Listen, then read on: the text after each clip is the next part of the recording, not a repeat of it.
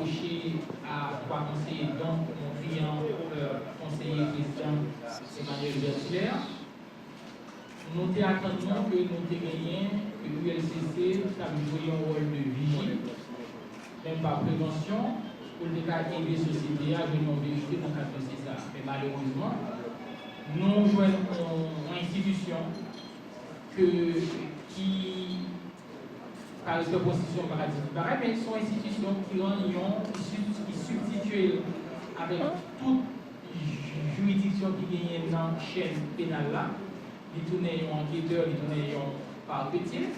C'est-à-dire que le parquetier, tout le monde connaît que le parquet, c'est le serviteur de la vérité. Ils transforment en cabinet d'instruction le cabinet d'infraction. Que beaucoup de gens connaissent des préalables autour de ça. Et l'ULCC allait beaucoup plus loin. Les condamner et trois conseillers dont mon client. Donc, nous rejoignons le rapport au jugement. Par respect pour l'ULCC à toute autorité qui a dirigé, nous n'avons pas de devoir pour nous appliquer en défense de rupture contre l'autorité ULCC, mais nous-mêmes nous avons devoir pour aider la justice de la vérité. Pour ça, c'est peut-être ça aujourd'hui. Nous déposer, le peuple va mettre à la disposition d'un document récapitulatif d'un requête que nous déposons dans le parquet près du tribunal de première instance de Port-au-Prince. Une requête qui a 13 pages, qui aidait, en tout cas qui proposait, pour M. Emmanuel Bertilaire, il proposait pour aider le parquet à jouer une vérité. Qui s'est passé?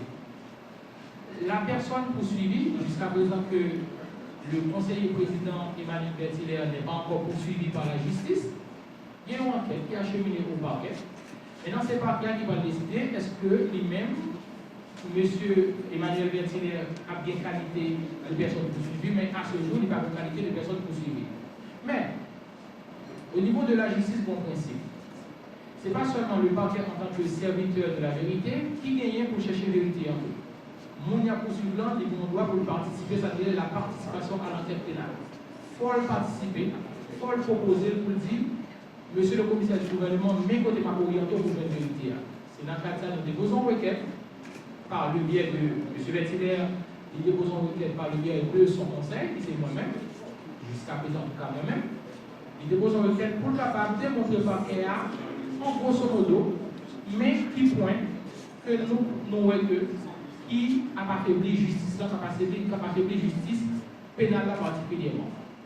Dans ça, nous relevons, nous faisons un résumé récapitulatif, que nous relevons 5 points.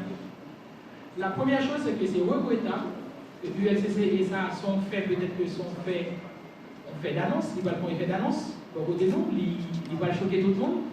L'ULCC, le directeur général de l'ULCC, était en conflit d'intérêt dans le cadre de ce dossier. On va expliquer qui ça. Ce conflit d'intérêt s'explique par quoi? C'est regrettable. L'ULCC est un avocat. Donc, pas oublier que le directeur général de l'ULCC, pour qui j'ai beaucoup de respect, il est propriétaire d'un cabinet d'avocats qui est expertise firme d'avocats. Ce cabinet, jusqu'à présent, l'intérêt sur les réseaux sociaux, est maintenant acte officiel parce que c'est ce cabinet qui représente les intérêts de Mme Martine Moïse, dans le cadre du dossier de Jovenel Moïse. Et le cabinet, ça, il a publié des publications de diffusion sur les réseaux sociaux, nous toujours que l'a honoré par des notes élogieuses envers son directeur général, c'est que le directeur général du cabinet, c'est M. Hans Joseph, qui est directeur général de l'ULCC. Mais curieusement, dans tout acte que le cabinet a constitué, qui est-ce qui signe acte tout?